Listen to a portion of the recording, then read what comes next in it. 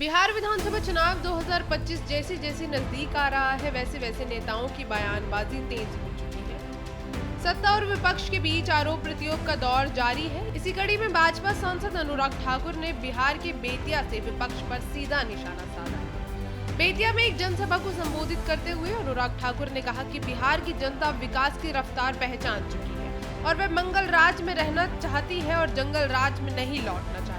उन्होंने कहा, अब एलईडी का बल्ब जलना है और लालटेन का दौर नहीं लाना। बच्चों के हाथ में लैपटॉप देना है ताकि उनका भविष्य सुनहरा बने, इसलिए भाजपा एनडीए की सरकार जरूर बनेगी। चले जानते हैं पूरी रिपोर्ट। रेणु जी हो, नारायण जी हो, बिहारी जी हो, सबको बहुत बहुत शुभकामनाएं।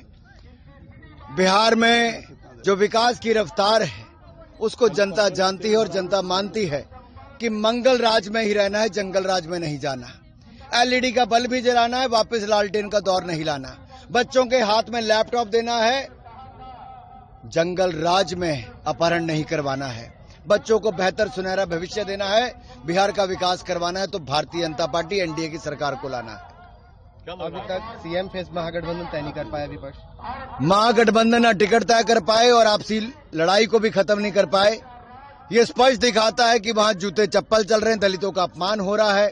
यहां तक कि लालू जी अपने पांव के आगे अम्बेडकर जी की फोटो लगाकर उनको नीचा दिखा रहे हैं, तो दूसरे दल में एक दलित अध्यक्ष होकर भी उनको कोई पूछ नहीं रहा है। तो इससे पता चलता है कि महागठबंधन में कैसी हालत है। कपड़े फट रहे हैं, जूते चल रहे हैं, चुनाव से पहले हार मान चुके हैं। और दूसरी ओर एनडीए में सभी टिकट घोषित होकर आज ढोल नगाड़ों के साथ नामांकन से लेकर जीत की तैयारी हो रही है। पैसा लेकर टिकट बेच रही है, ऐसा आरोप लग रहा है। बहुत गंभीर आरोप महागठबंधन पर लगे हैं।